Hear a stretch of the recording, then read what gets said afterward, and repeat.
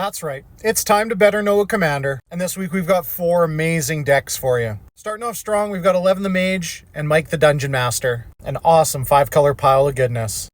Up next, River Song. Heading into the Doctor Who universe, we get to draw cards off the bottom of our deck. Wild stuff. Then we're visiting Innistrad for a classic Blue-White Spirits. And we're featuring Millicent, Restless Revenant. And finally, we head back to the War of the Spark, and we take a look at God Eternal Bontu. So, sheath that sword of feast and famine, smash that like and subscribe, and share this video with someone you care about. Let's take a look at the decks. Here's what it's like to truly brew a 5-color pile in Commander. We are talking Friends Forever, Cecily Haunted Mage, and Othelm, Sigardian Outcast.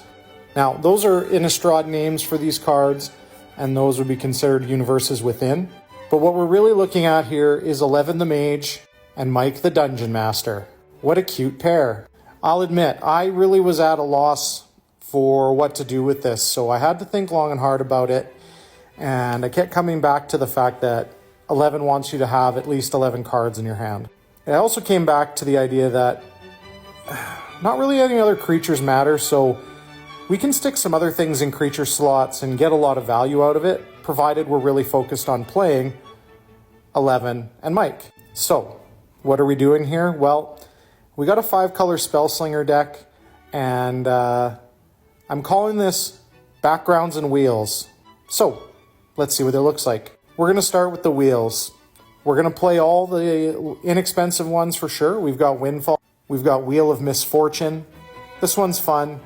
Takes a minute. I think the best way to secretly cast your pay a life number is for everyone to type it on their phone calculator and then reveal. We've got Dark Deal, which is going to be fine for you. You're going to discard like 20 cards and draw 19. It won't matter at all. I love playing Reforge the Soul whenever I can. As a miracle, it's really nice. The only thing you can't do is reveal it once it's touched the cards in your hand. So if you flip it and you bring it to your hand but it hasn't touched the other cards yet, you can still reveal it and have a miracle. You're also going to be able to cast Wheel of Fate for free using 11's ability on attack. If you really want to splurge, you can go right to the reserve list and pick up a Wheel of Fortune and a beautiful, beautiful Time Twister. You probably aren't playing either of these cards in your deck, but like they are really fun to play with. And if you have them and you like playing with them, all the power to you. So we need some payoffs. What is that going to look like? Well, we get to play Sheoldred the Apocalypse, which is absolutely going to be brutal for your opponents. We get to play Fevered Visions, which draws some extra cards and deals damage to people. We've got the Locust God, which is going to create tons and tons of locusts to go and attack your opponents with haste. And we get to just pop a little Consecrated Sphinx in there and draw double the cards your opponents are drawing. Oh, that seems pretty good, right? Now, here comes the tough part. We have to play one of the worst cards in Magic, Reliquary Tower. We need to keep all those cards in our hand. I know 11 says that we have a maximum hand size of 11, but you're going to want more cards than that because we're trying to do tons of silly, silly things with it. So you will probably have to bite the bullet and play this terrible card. You also can pick up Spellbook from Exodus. Future copies say you have no maximum hand size, but this copy says skip your discard phase, and I like that. I like that a lot. The other part of the deck that's heavily featured here is the backgrounds, because this is going to give it to both Mike and 11. So Candlekeep Sage is a no-brainer to me. I think Criminal Past is a really good one as well. Feywild Visitor is going to get you some little creatures, which is nice. And this is going to trigger for both your commanders, so that's always good too. How about we give 11 Flaming Fist and give her Double Strike? That'll be awesome. We've got Guild Artisan to get a few treasures. You can make them popular entertainers. You can play Scion of Halaster to kind of swap up and get a little bit of selection before you draw. And you can play Tavern Brawler. Now obviously this isn't draw cards, but it is going to pump up your creatures, and there's a good chance that you're going to commander damage someone out with 11, which makes sense because she's God mode in the TV show. So there we have it.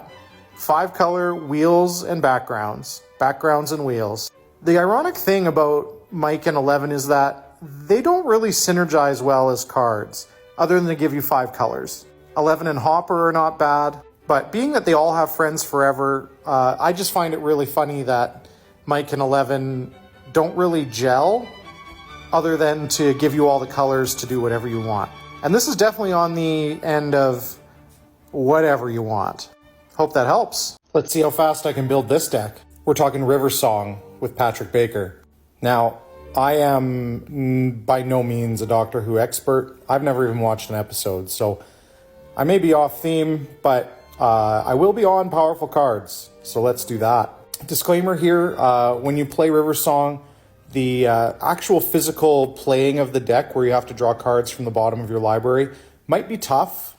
So just keep that in mind. It might also monopolize a bit of time because it's just a more dexterous movement than drawing cards off the top of your library. Now, her ability of whenever someone scries or surveils or searches their deck and you get a +1/+1 counter and River Song deals some damage is hard to lean into, but we're going to give it a go a little bit.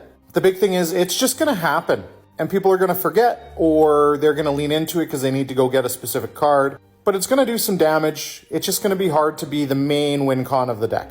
Now, we are going to get some flavor in the deck. We're playing River Song's Diary. Getting a free spell every turn of yours is pretty good. We're also going to play Trenzalore Clock Tower. We got a legendary land that comes in untapped, and you get to put time counters on it, and eventually you're going to get a Time Twister. So that seems pretty good. So some key, cheap, powerful cards. We've got Brainstorm. You get to draw 3 cards off the bottom of your deck and then put 2 away, so you won't get Brainstorm locked, and that seems really powerful. This probably isn't the deck for mass land destruction, but I'm going to show you one in a second. Targeted land destruction, though, Cleansing Wildfire, destroy someone's land, make them search, and if they want to search and take that choice, River Song will deal the damage to them. You also can play From the Ashes and destroy all non-basic lands. You're definitely going to go get a bunch of basics. You're in 2 colors. But if someone does have a lot of basics in their 4 or 5 color deck, and they want to go get them, they're going to take a lot of damage. Now, very few people play Noble Benefactor, but this is probably the perfect deck for it. When it dies, everyone gets to go search for something. If they really want to do that search, they're going to take some damage as well. One of the big appeals of Commander is you only get 1 of each card. So trying to break that is always fun, and Nira Wildmage helps River Song do that. You will be able to put cards on the bottom of your library after casting them, and that seems pretty good. We want to be able to put spells on the bottom of our library, and that means we got to play some cards that do that don't see play anywhere else. We've got amazing art here on Raito Lantern, 3 mana, put target card from a graveyard on the bottom of its owner's library. That's graveyard hate, which is what it's really for, but also you can just like tuck some things back to use again. And that's where our big combo lies. We're going to cast Time Warp, we're going to tuck it under our library, we're going to draw it again, we're going to cast Time Warp, we're going to tuck it under our library, and we're going to draw it again. People are really excited about using Time Stream Navigator as well. Same kind of idea, except the Time Stream Navigator goes to the bottom of your library after you use it. Now, to actually progress the game forward with either of these infinite combos, you're going to need something else to draw. So a spell that draws you an additional card, that'll keep everything going so you can draw through your deck and win the game. Transplant Theorist is another card that you can use to put things on the bottom of your library. Now, because you're playing cards off the bottom of your library, drawing cards off the bottom of your library, you also want to take advantage of the fact that you can play cards off the top of your library. So I think this is really the reality chip deck. This is my favorite card from Kamigawa. I will put it in every deck I possibly can and use, and this is perfect. Play cards off the bottom, play cards off the top. Brand new card, Johann Apprentice Sorcerer, allows you to play instants and sorceries off the top, and I think there'll be a lot of that in this deck. Now we're going to turn River Song into a 1-hit knockout with Flux Channeler. Whenever you cast a non-creature spell, Proliferate. That seems really strong in this non-creature spell deck. You should be able to crunch in and take your opponents out with this pretty routinely, I'd say. So there you go, River Song. Hope this helps. Let's build a Spirits deck together. We're going to lean into the most archetypal colors they've got. Blue-white. That means lots of Innistrad cards and definitely lots of fun. We're playing Millicent, Restless Revenant. In a perfect world, this is only ever going to cost 2 to cast, which is kind of nice. That cost reduction also takes care of commander tax, in case you're wondering. And whenever non-token creatures you control die or deal damage to a player, you create more spirits. So we're going to go really, really wide. That's going to be a great thing. Obviously, one of the win cons is going to be one of our newest spirits, Moonshaker Cavalry. Our creatures are already flying, but why not pump them up and take out everybody? We get a really cool board wipe for the deck as well. I know it's supposed to be Daleks, but we're doing spirits. Everything comes to dust. You convoke using your spirits, and then your spirits don't get destroyed. Your little guys need to be protected, so we're going to play Drogskull Captain. Other spirits you control get +1/+1 and hexproof. We also want to play at instant speed whenever possible.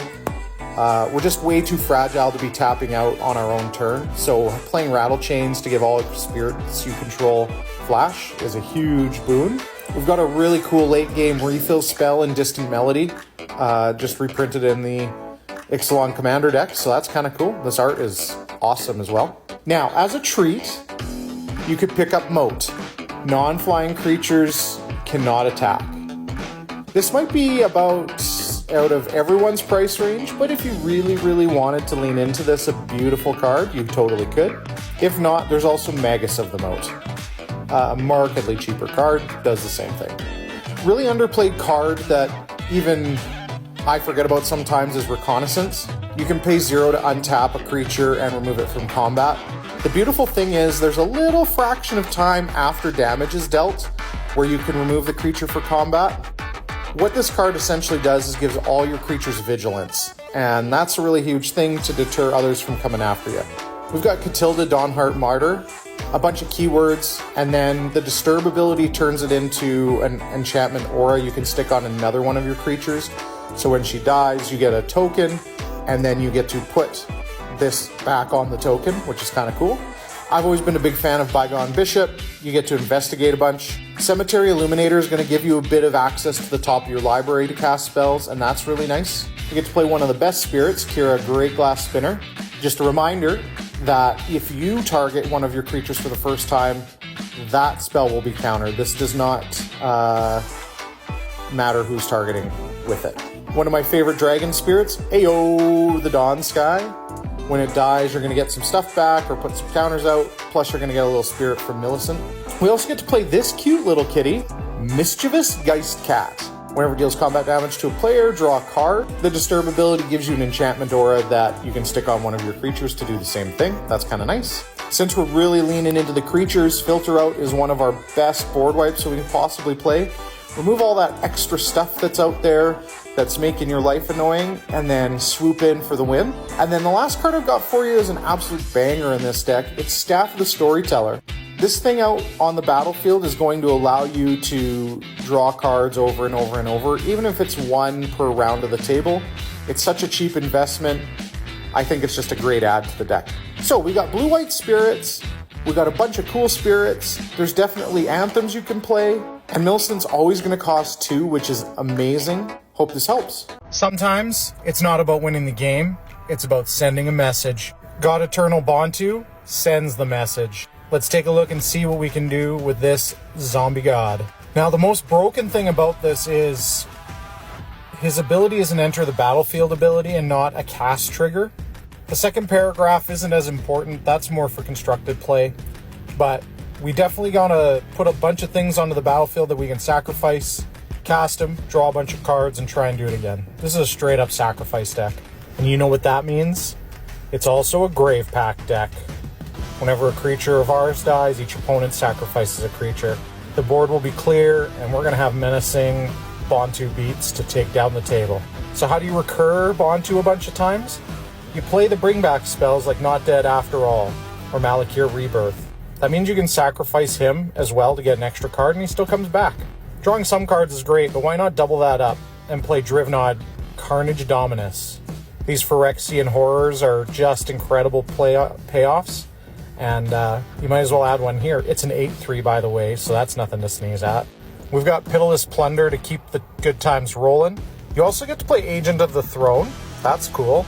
Here's a little payoff with Blood Artist. You're going to be sacrificing creatures, so you get to drain your opponents. This is a mono black deck that gets to bring back Grey Merchant of Asphodel from the graveyard over and over. Another great payoff is Ayara, First of Loch Lane.